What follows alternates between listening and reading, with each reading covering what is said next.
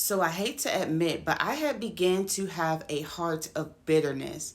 And so as I was in prayer, I began to pray out and say, Lord, I made this sacrifice to move away from my family and live out this dream.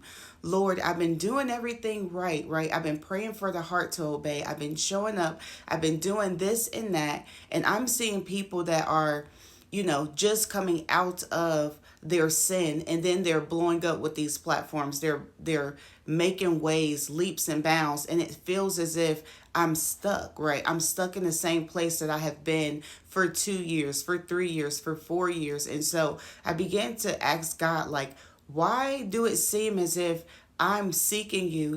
I'm trying my best to serve you in my best ability, right, every day, but I am still stuck here, right? I am still doing the same thing that I was years ago. And so I really had to check my heart posture, because so many people around me are celebrating wonderful things, right? They're celebrating having children, having weddings, having businesses, right? They're celebrating all these things. And I'm just sitting here like, Lord, did you forget about me? What about me? And so, why, yes, I try my best to celebrate others. I don't want to sit there and celebrate, but in my heart say, but Lord, what about me, right? Because we want to celebrate others, because when our time comes, we want them to celebrate us, right? We want to wish people well.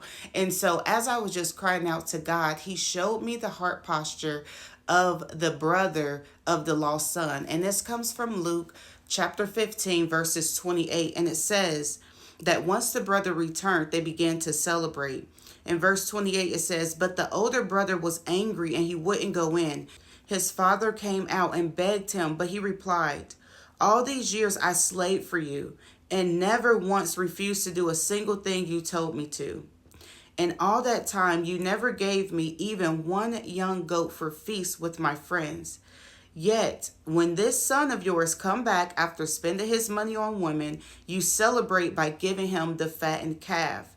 His father said to him, look, dear son, you have always stayed by me, and everything I have is yours. We had to celebrate this day, for your brother was gone and has came back to life. He was lost, but now he is found. And so, just in giving that scripture to me while I was just in prayer, I just reflected on that scripture and was like, this is my heart posture, right? It's like I stayed, I'm doing everything right, I'm keeping my head down, I'm keeping my eye on the Lord, and it just seemed as if I'm just at a standstill.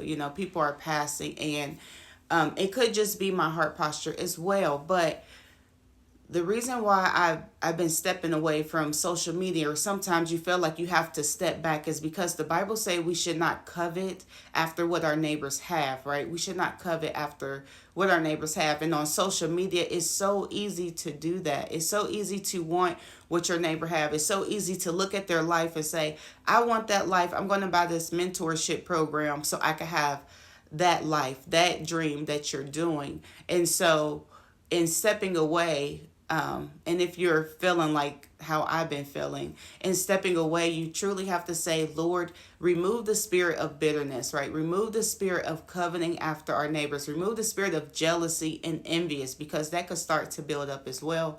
And so I just encourage you that if you're just feeling like just how I am at this moment, to just step away and allow God to cleanse your heart, to create something new in you, and just continue to seek him so that he could give you the answers in the way of what you need to do.